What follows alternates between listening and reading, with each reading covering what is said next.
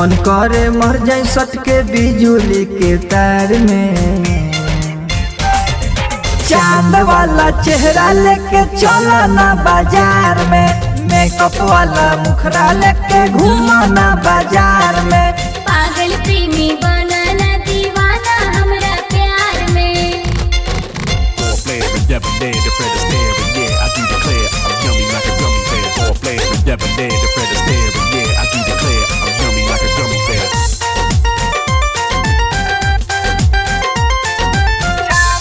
तू बाग बारू पानी बारू परियन के रानी बारू, लिखल किताब में कखूला कहानी बारू।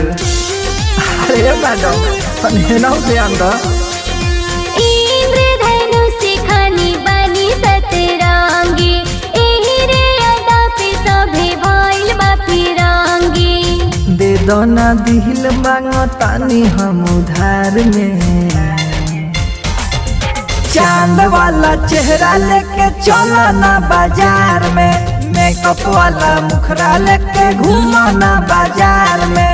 पागल प्रेमी बनाना दीवाना हमरा प्यार में। चांद वाला चेहरा लेके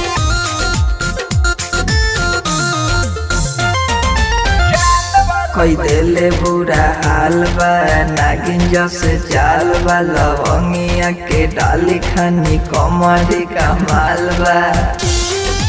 अब का जाल बोला मुरारी कोइल छोड़ दे तू पीछा, और वर्षा के नइखे तोहरा मीछा। ललकी टिकुलिया चमके तोहरा लीलार में। चांद वाला चेहरा लेके चला ना बाजार में, मेकअप वाला मुखरा लेके घूमा ना बाजार में। पागल प्रेमी बनाना दीवाना हमरा प्यार में। गलिया के डिंपल देखी भइला बेकाबू, कारी रे कजरवा पमुआ जानी बाबू। मन करे मर जाए सट के बिजुली के तार में। चांद वाला चेहरा लेके चला ना बाजार में, मेकअप वाला मुखरा लेके घूमा ना बाजार में। पागल प्रेमी बनाना दीवाना हमरा प्यार में। तो दोस्तों कमेंट करके जरूर बताइए कि आप सभी को हमारा गाना कैसा लगा।